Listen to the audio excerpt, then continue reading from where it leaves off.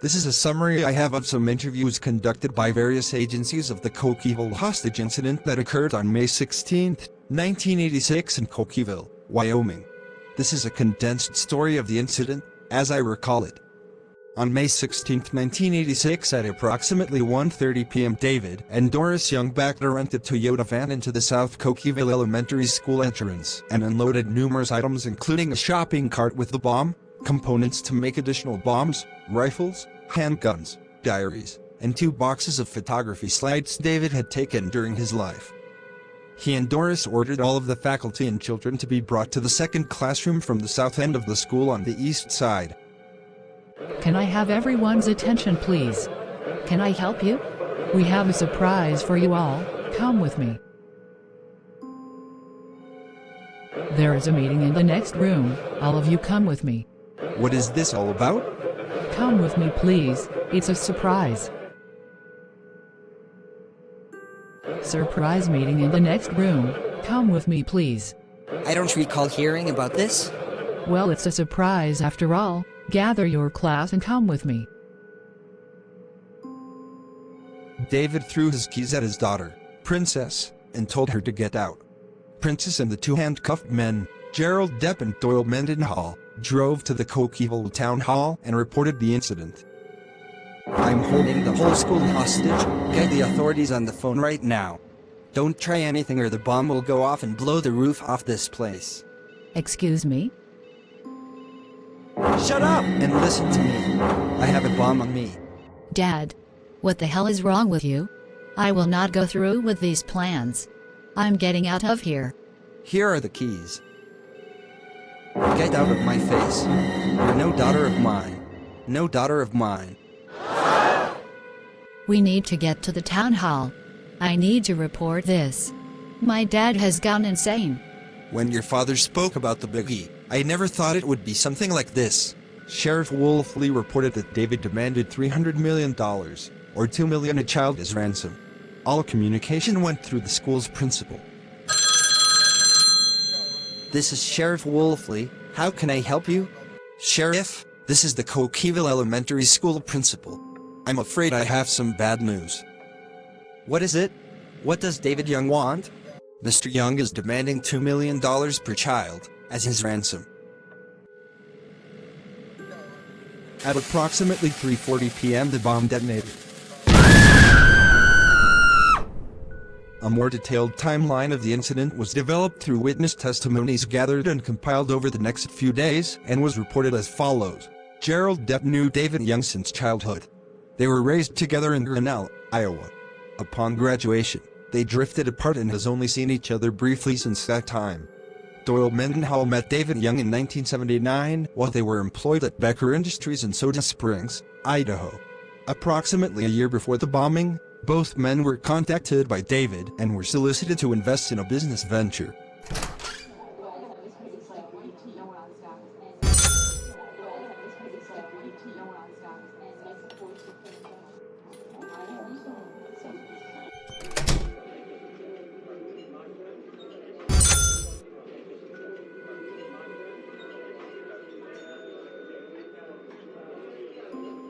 This venture was never specifically described to either of them. David told them that he was working on a formula that would revolutionize the system.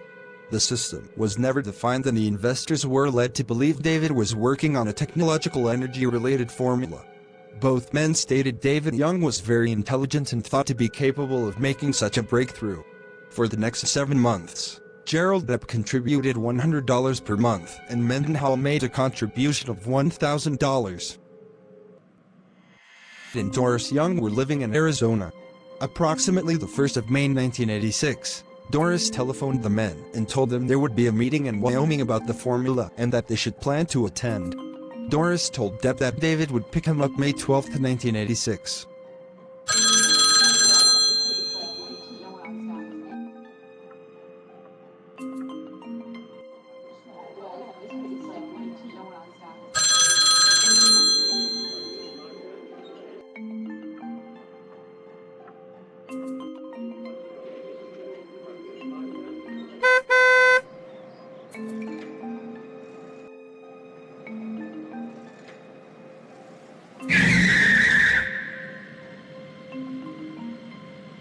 Also, approximately the 1st of May 1986, David Young purchased the two-wheeled shopping cart at Safeway on Valencia Street in Tucson.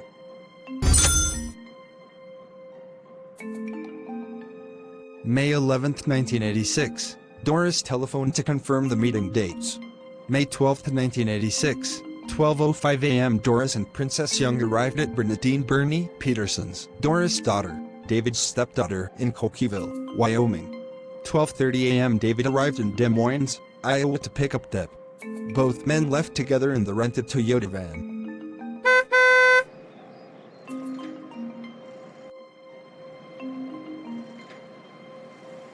May 13, 1986, 7:30 a.m. David and Deb arrived in Cokeville, Wyoming. David telephoned Doris from a local restaurant, and Doris arrived in approximately 15 minutes. After getting acquainted, Doris and Deb went to Preston, Idaho, to pick up Doyle Mendenhall.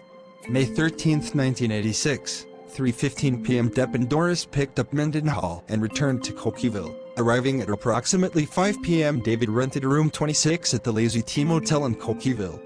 Deb and Mendenhall shared this room, while Doris and David went to Bernadine Peterson's residence to spend the night.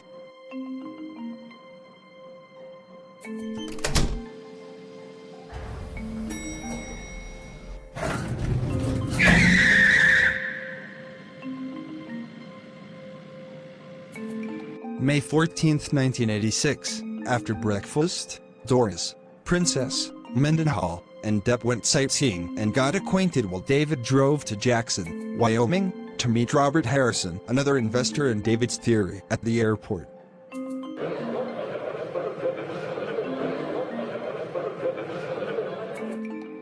At 5 p.m. David returned to Cokeville and rented room 35 at the Lazy T Motel. The rest of the evening was spent getting acquainted. David passed out copies of the 0=Infinity letters for everyone to read.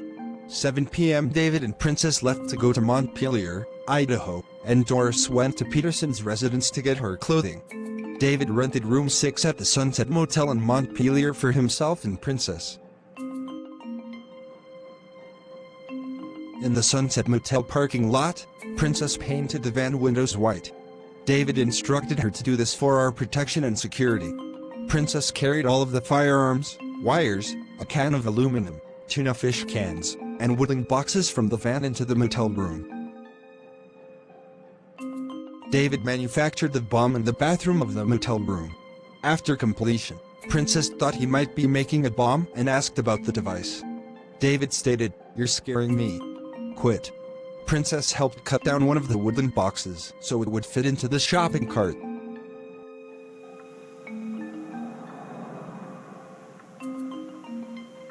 May 15, 1986, early morning, Princess helped reload all of their belongings and the bomb into the van. The shopping cart with the bomb was placed in the rear of the van.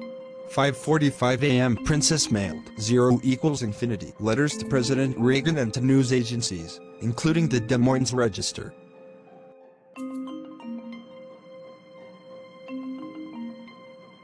David purchased a half-gallon of milk. Later the carton was used to contain gasoline for the bomb. Items that were to be left to Princess by David and Doris were transferred from the van to Young's Subaru, which was left at the motel. 7:30 a.m. Princess and David arrived in Cokeville and everyone had breakfast together. At that time, it was noticed that the windows of the van had been painted white. The only window not painted white was the windshield. 8:15 a.m. everyone returned to the motel and placed their personal belongings in David and Doris's Subaru. Initially, the plan was for the Subaru to be left in Cokeville while the party took the van into the country where David would tell them about his formula. Because of protests by Harrison, David decided to take both vehicles. David drove to a place near the ski area in Pine Creek. David had group photographs taken and stretched their legs for a while. David said if any of them wanted out now, he would take them back. In response to this statement, Harrison stated, "I like to control my own destiny, and I'm not in control now and I want out." David then instructed Doris to take Harrison back into town and make arrangements for his return to Jackson. Doris took Harrison to Cokeville and made arrangements for his return travel. 10 a.m. Doris returned to the area near Pine Creek where everyone was waiting for her.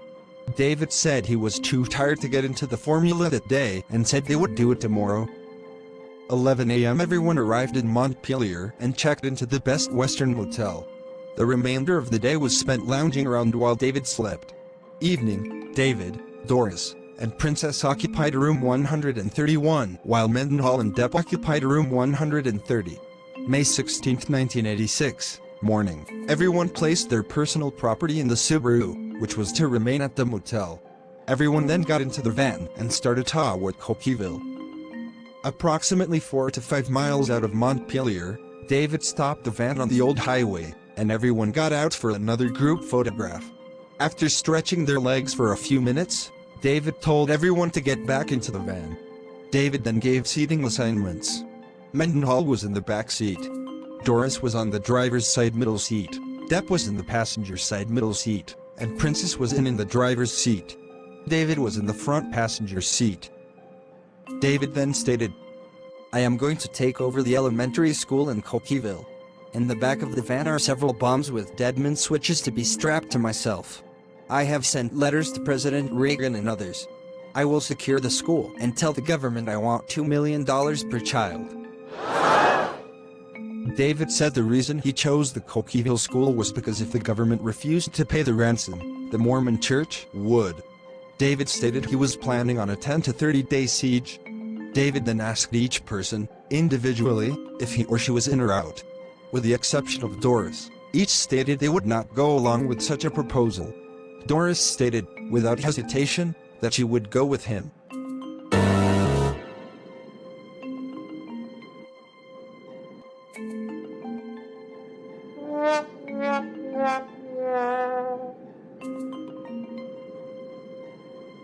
David gave Doris a handgun and then handcuffed Depp and Mendenhall to the frame of the back seat of the van. Princess was moved to the center seat and Doris drove. 11 a.m. the group arrived in Cokeville. The school children were outside at that time. David said, I want them all inside. Then they left and parked for a period of time on a trail off of Smith's Fork Road, east of Cokeville. David allowed everyone to stretch their legs, but threatened to shoot anyone who tried to flee.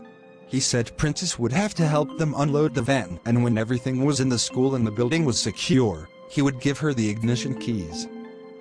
12:52 p.m. David noted the time and said it was time to go. He then drove by the school. On that occasion, additional children were outside. David backed out of the school parking lot and drove to a remote area west of Cokeville. 1:13 p.m. David stated the time again and said the kids should be inside by now. He drove by the school again. The children were still outside, and so he drove on through town to a hillside near the town elementary where he could watch the school with a pair of binoculars.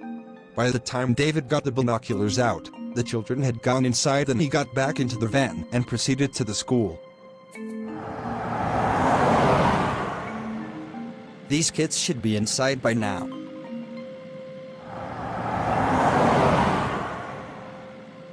1:30 p.m. David backed the van up to the south door of the elementary school.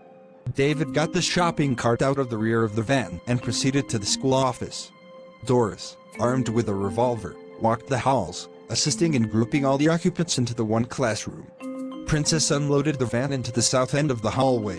When the building was secure, David threw Princess the keys to the van and told her, "Get the hell out of here." Princess drove the van, with Depp and Mendenhall still handcuffed to the back seat, to the city hall where she summoned help and reported the situation. The entire 154 present student body and faculty, with the exception of one excluded hostage, the janitor, were placed in a classroom which measured approximately 30 feet by 32 feet. Doris remained near the main door of the classroom while David stood in the front of the classroom.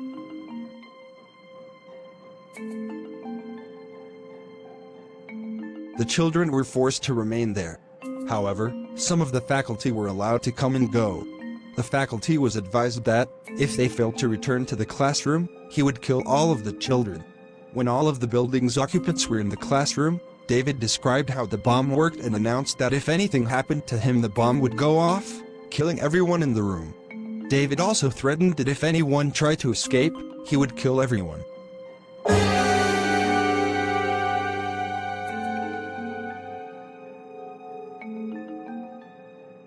3 rifles, 2.22 caliber and 1 Mini 14, a .223 caliber, as well as a wooden military-style munitions box were placed near the main door of the classroom.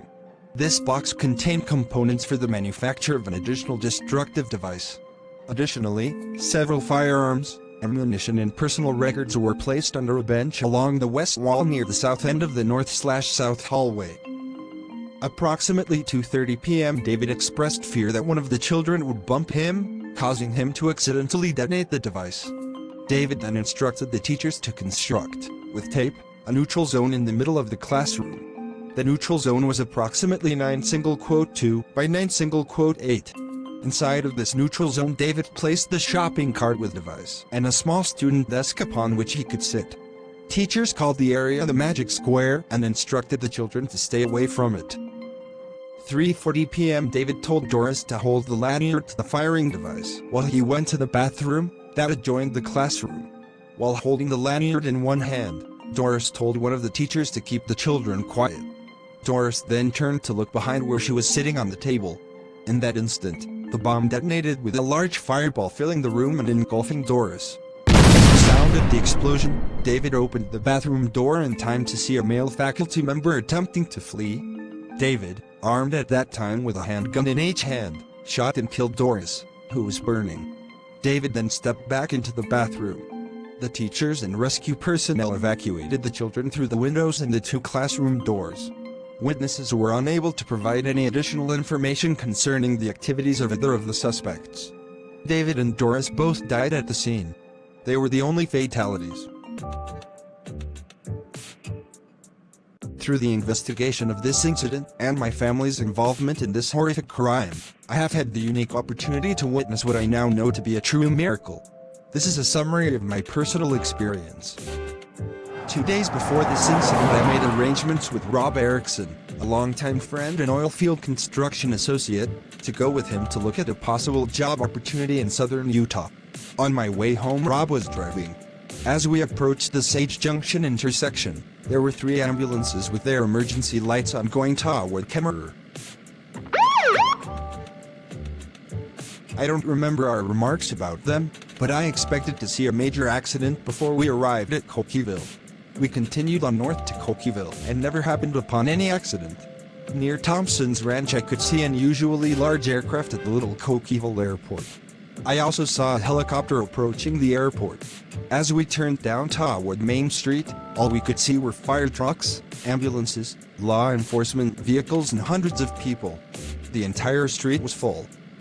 We went so far down Main Street as we could, and suddenly, drove next to where Kathy Davidson was swiftly walking. I rolled down the window and asked, "Kathy, what is going on? Do you have a mock disaster in operation or what?"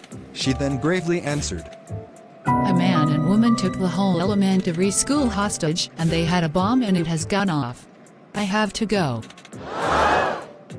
I couldn't believe what I just heard. I grabbed the door handle and jumped out of the truck and told Rob, "I have to go." As I ran for the school, I don't think I took a breath. All I wanted to know was, are my children in there? Are they okay? Who in the hell did this? As I ran, I saw children crying. They had clean tear tracks down blackened little faces. Parents were crying for their children and the children were crying for their parents. EMTs were holding children down to keep them from running to wherever. I finally came to the barricaded police line. I went through. I could see Sheriff Wolfley talking on a patrol car radio. I ran up to him. "Are my kids okay? Are they in there? Where are they? Is Claudia with them? What happened?" Sheriff Wolfley answered, Your kids are okay, and Claudia is with them. They're on the way to the Kemmerer hospital. They're okay. I need you to help me. I need you here. "What do you mean, they're on the way to the hospital? What is wrong with them?" I persisted. They're okay. They're just being checked for smoke inhalation. The sheriff continued. I need you to get the background on these 2 and find out if there are more. Get with Earl Carroll and interview David's daughter and the 2 guys. You get on David's and Doris's motives for doing this and see if there's anyone else out there involved. I then left the sheriff and went toward the school. One of the deputies gave me his portable radio so I would have radio contact. I hit a tower in the south entrance where there was a truck from the Sweetwater County Sheriff's Office. I knew the truck and the deputy who drove it. He was a bomb technician for bomb disposal and investigation. As I neared the entrance, I asked Rich Haskell what happened. He replied, "You've got a miracle here. If this bomb had functioned as it was designed, this part of the wing of the school wouldn't be here and there would be a lot more death and injury." Then Earl Carroll, the other Lincoln County Sheriff investigator, came out the door. Earl said, "Come in and I'll bring you up to speed." Earl showed me the boxes of diaries, ammunitions, guns and the bodies. I also learned that a teacher had been shot. I saw the extensive damage to the room by heat, smoke and the pockmarked walls from the ammunition detonating in the bomb. Suddenly, I had to check on my kids again. I couldn't believe my kids were okay. I heard a Diamondville police officer in the Kemmerer Hospital on the radio reporting he would be in the hospital assisting where he could. I knew him and called him on the radio. I asked him to check on my wife and kids and see personally if they were okay. It seemed like forever, but he finally called back and said he had personally seen them. They were okay. They would return on a bus later that night. I could now focus more. I took a box of the most recent diaries after they has been logged in for evidence. I took them to my office at the city hall so I could focus on them and avoid the reporters and the confusion of the emergency, and I began to read them. I looked for and found the most recent one. The first page read, January 1st, 1986, WED 81 Subaru 216,595, 72 BMW 46,490, 55 equals 27,785. I later discovered this meant David owned 55 guns with an approximate value of $27,785. Biggie, BMW. The following are excerpts from that diary. January 2nd, 1986. Biggie always on mind as I work out problems that come to mind and having trouble sleeping. Did however manage. I often scoot and MHSH after going to Cortaro PO1% millions N of MM to SOB and ordering a chart of Halley's Comet whereabouts, an advantage of big city. I merely called you of a planetarium. Blow a hole. Eve of DO the ride getting over 100 roads, 4 of them unfired. .22 single quote SRFS. None of this made much sense. His handwriting in his diaries was extremely difficult to read. He used abbreviations and codes throughout all of them. It was evident that this was going to take an enormous amount of time. I skipped toward the end of the diary and went backwards to get his recent entries that ended before his and his wife's death and various injuries of 154 adults and children. I found this. April 30th, 1986 WED and it comes down some 12 years plus ampersand 5 years plus later. Biggie BMW. Got little ZZZS waiting for alarm. Then it too dark and waited near another hour. Then off with Subaru and out on desert for crucial experiment that did just as it was supposed to do. Excitedly came home and gave D notice. Back home I fidgeted and tried to call Gerald, no answer. SOB, got his wife who was excited it was me Callan, ampersand Bob got him at his office and after telling him he'd get back with me at 20:00 to fine tune and freely talk. After a while I gave P notice, assuming 2 WKS, but hurrying it a bit I think. D, also V. Excited and we yak seriously a lot. I got brief nap. On phone a lot and off on scoot trying to run down a shopping cart. Bob called at 20:00. Seems he's wholly busted and doesn't want to take but minimum time off his job. Maybe have to fly. Finally I ran down a shopping cart and off to Safeway on West Valencia 20m single quote distant and got one for $10.50. 22:30 call Gerald just back from Germany and make plans to get him and DM 12:30 12th at 12:28 Grinnell. He seemed real excited. Got a hold of SOB at 17:30 and he was excited, ready to go. Last WK, last Mo, last year I so excited it long time till I wind down. I knew after talking with Sheriff Wolfley, Earl Carroll and other agency investigators that they were conducting interviews with all of these individuals who were listed in David's diary. It appeared we had all the suspects involved in this incident and the interviews gathered by Detective Carroll, the FBI, and the ATF proved it beyond doubt. At approximately this point in the investigation, I received a radio call informing me that the buses were arriving from Kemmerer Hospital. I drove up to where the buses were. I saw Claudia and my kids for the first time since I had gone to Utah 2 days before the bombing. It was the most emotional moment of my life. I picked them up, examined, hugged and kissed each of them. I took them home and then returned to the investigation.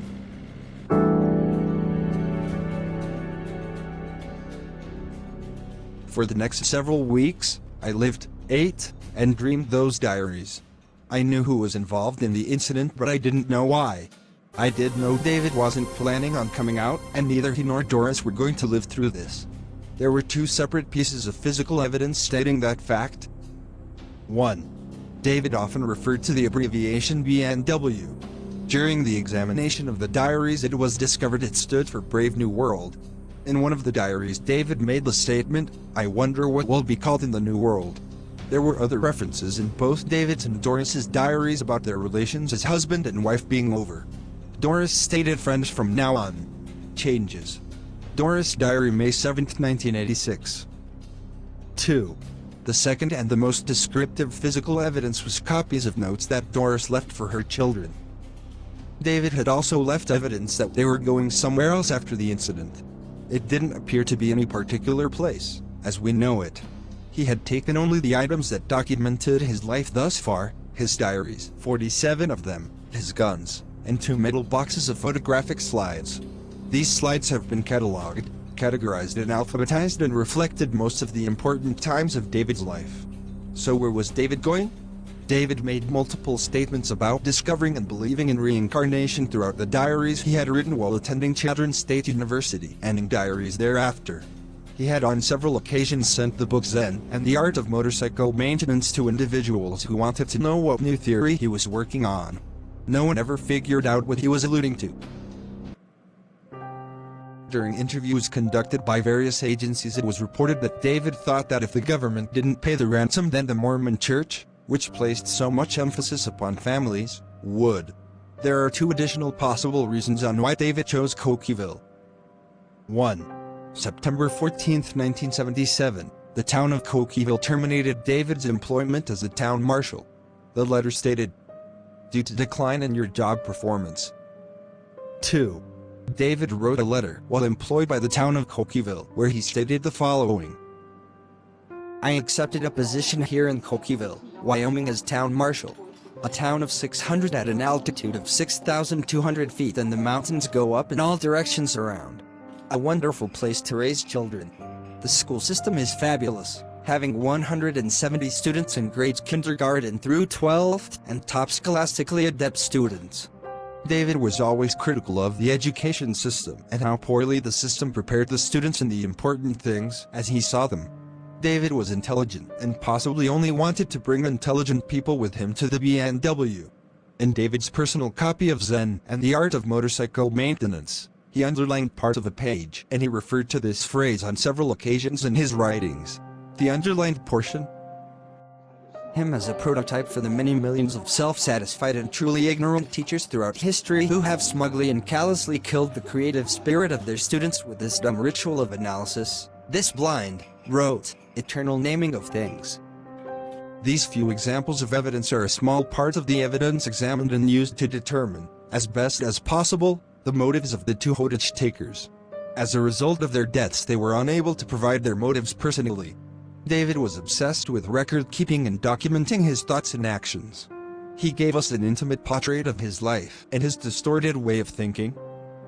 During the week of the bombing, there were thousands of letters to the children and citizens of Cokeville. With them came a lot of donations and support, both in money and expressions of sympathy and encouragement. The federal and state organization worked closely with the community to offer psychological support for the children, parents and any other individuals who were trying to cope with the horrendous experience that fell upon that rural farm community. As with the rest of the community, some of our children were demonstrating symptoms that they, too, were having difficulty coping with the experience. The 2 girls, Cynthia and Brenda, sometimes cried easily and sometimes tempers flared among all of them. Jason would startle easily with an exaggerated jump. Nathan was having nightmares and a high fever continually. None of the kids who were in the bombing wanted to go shopping or anywhere where there were crowds of people. Nathan would even hide on the floor in the car while Claudia would go into the post office or a store. I would sometimes have tears surface while driving home from Kemmerer, where I would discover a little more about the intentions of David Young and how close we all came to losing our families. Our oldest daughter, Diana, and the youngest, Sabrina, were not students in the elementary school. Diana became a lot more protective of the younger ones, which irritated them and caused them to tell her she wasn't the boss on several occasions. Claudia resorted to comforting everyone else and used writing and anything else she could do to keep busy. After a few weeks we were doing well and working our way back into normal life. Except for Nathan, who continued to have a fever, sometimes 103 degrees, in spite of the fever reducer medication that was prescribed by the Montpelier doctor. As the officers' reports came in from various agencies, the information became a massive case file. Many of the interviews used the same unusual statements and phrases such as, "It sure was lucky that this didn't," or "It could have been a lot worse if," or "It's a miracle that this didn't do what it was supposed to do," and others. All of these phrases were used continuously and by some who are experts in their fields. These statements later caused me to examine my beliefs and attitude about being a father and a cop. I had been scrutinizing the diaries and interviews and trying to decipher the man's abbreviations for so long, it seemed to me I was living the life of David Young. I could not, however, understand even one paragraph of the 0 equals infinity letter. I took headache medicine like candy and drank Cokes by the quart. Then one day I received a telephone call from Claudia about 2 p.m. She indicated that she was downtown and one of the mental health associates, Dr. Ford, happened to ask her how well she thought her children were coping. She told him they were doing fine, but that Nathan was running a fever and she couldn't seem to get it to stay down, despite of the medication. He indicated if she would like, he could see Nathan and maybe see how he was doing. She made the appointment and brought Nate in to visit with him.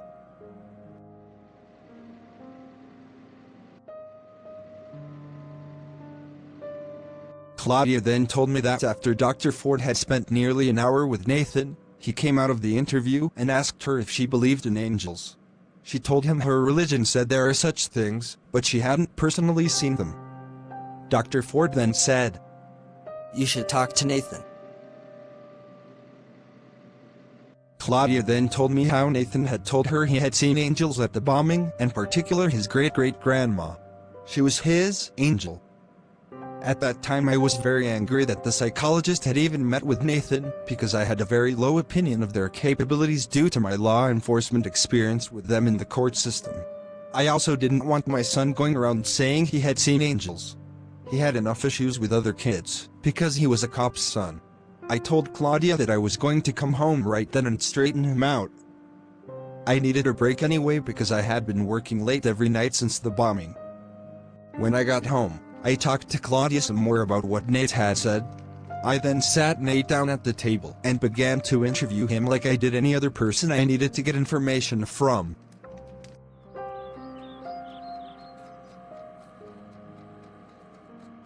I will forever regret my attitude that interrogation. I asked Nate if he actually had seen angels like he told the doctor and his mom. He said, yes. I then asked him what he had seen. He told me he had seen this angel and she was very white and stood by him. She told him he needed to go to the window, that what they, David and Doris, were doing was very bad and that the bomb was going to go off. She said he needed to go now. I asked if he knew her name. He said she never told him, but said, "I think it was Grandma Meister." This was just what I was looking for to prove to him that he hadn't seen an angel. Grandma Meister was still alive and living in a rest home in Pindale, Wyoming. I said, "Nate, Grandma Meister is living in Pindale, so she couldn't be an angel. Are you sure you saw an angel?" "Well, she didn't tell me her name, but she said she was my great-great-grandma," Nate replied. I then did what every investigator would do in that situation. I asked Claudia to get the photographs. We would see if he could pick the angel out of all the pictures in the album. She got the photo album. I set it on the table in front of him and began to turn the pages. The photo album was a large one and it took a long time to get through. Suddenly, Nate put his little hand on a photo that had both of his great-great-grandmothers in it. That is my angel.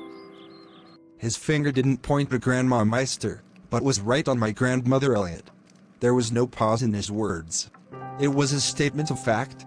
His countenance even seemed to brighten. He was sure. I then began to realize that what he said he saw, he had seen. I then asked him to tell me exactly what he had seen. He told us of many angels coming down through the ceiling just before the bomb went off, and that there were angels holding hands around the bomb, and as the bomb went off, the angels went up through the ceiling. Immediately, I recalled the statement that was made by the bomb technicians Ron Norda and Rich Haskell, when they described the unusual way the explosion just seemed to go straight up, causing fewer injuries to the children than what there should have been. Rich and I had been friends for several years. When I first arrived at the scene of the bombing, Rich said, "Hartley, when this went off, there should not have been any survivors. It appears the explosion went straight into the air. There was not the big explosion there should have been." After the examination of the site by the bomb technicians, they discovered that there were 2 blasting caps that failed to go off. Both of these blasting caps were inserted into the explosive powders that would have caused the explosion to be catastrophic. They also found that the milk carton had a leak in it, and the gasoline was leaking into the explosive powder in the cans. It had soaked the explosive powder, making an incendiary bomb instead of an explosive shock. The explosion was a low-order explosion instead of going high-order as it was designed to do. I continued to talk with Nate about the incident and what he had seen. He told of how there were a lot of angels, one for everyone, except for the lady. Her angel was leaving. I listened to him and was amazed at the detailed account given by this 6-year-old child. I then asked the question that has haunted me ever since. "Why didn't you tell me about the angels, Nate?" He looked up at me and looked me right in the eyes and said, "Because you wouldn't believe me." Nate's fevers never returned. As time went on, I thought how amazing it was that all the law enforcement officers who lived there happened to be out of the area at the same time, and that the emergency management officer was there. Kathy Davidson, who happened to be there for flood evaluation, handled the initial report with courage and professionalism. She initiated the response needed and isolated the incident.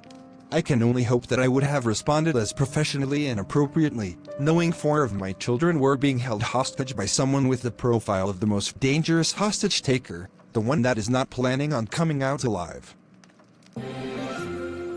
As a result of exhaustive investigative research, intense scrutiny of the evidence, and the psychological profiling of David, it has been determined that David had planned since the early '60s to take advantage of the reincarnation principle and take with him his most important possessions, the records of his current mundane life, whatever amount of money he could extort from any source, and the children of Cokeville, and, through the explosion of a homemade bomb, enter into the brave new world where he would be set as the empirical leader. He would control this group and those who wanted to go with him and be subject to him, and be totally in control of the proper training of the top scholastically adept students. The case was closed out and the personal property of David and Doris was returned to their surviving family. The educational staff of Cokeville Elementary was, and will forever be, heroes for facing certain death to evacuate the children. The parents, with their ears full of prayer and self-control, waited while at the same time the angels stood suspended, blanketing the children and surrounding the bomb.